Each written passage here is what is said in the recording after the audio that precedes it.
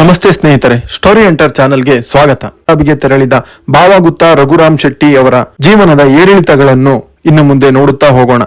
ಉಡುಪಿ ಜಿಲ್ಲೆಯ ಕಾಪು ತಾಲೂಕಿನ ಸಮೀಪದ ಬಾವಗುತ್ತ ಎಂಬ ಸಣ್ಣ ಹಳ್ಳಿಯಲ್ಲಿ ಬಾವಗುತ್ತ ರಘುರಾಮ್ ಶೆಟ್ಟಿ ಅವರು ಜನಿಸಿದರು.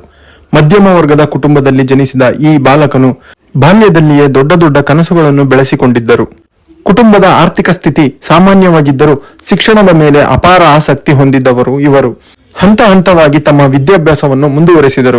ಪಿಯುಸಿ ಶಿಕ್ಷಣದ ನಂತರ ವೈದ್ಯಕೀಯ ಕ್ಷೇತ್ರವನ್ನು ಆರಿಸಿಕೊಂಡ ಅವರು 1972ರಲ್ಲಿ ಕ್ಲಿನಿಕಲ್ ಫಾರ್ಮಸಿಯಲ್ಲಿ ಪದವಿಯನ್ನು ಪಡೆದರು. ಸಮಾಜ ಸೇವೆಯ ಕನಸನ್ನು ಕೂಡ ಕಂಡಿದ್ದರು.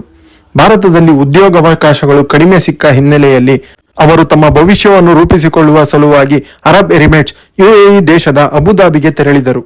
ಅಬುದಾಬಿಗೆ ಬಂದ ಶೆಟ್ಟಿಯವರ ಬಳಿ ಹೆಚ್ಚಿನ ಆಸ್ತಿ ಅಥವಾ ದೊಡ್ಡ ಪರಿಚಯದ ವಲಯವಾಗಲಿ ಇರಲಿಲ್ಲ. ಆದರೆ ಅವರ ಬಳಿ ಒಂದು ದೃಷ್ಟಿ, ಶ್ರಮ ಮತ್ತು ಪರಿಶ್ರಮವಿತ್ತು. ಆರಂಭದಲ್ಲಿ ಸಣ್ಣ ಮಟ್ಟದಲ್ಲಿ ಕೆಲಸ ಮಾಡುತ್ತಿದ್ದರು. ಅವರು ನಿಧಾನವಾಗಿ ನ್ಯೂ ಮೆಡಿಕಲ್ ಸೆಂಟರ್ NMC ಎಂಬ ಸಣ್ಣ ಆಸ್ಪತ್ರೆಯನ್ನು ಆರಂಭಿಸಿದರು.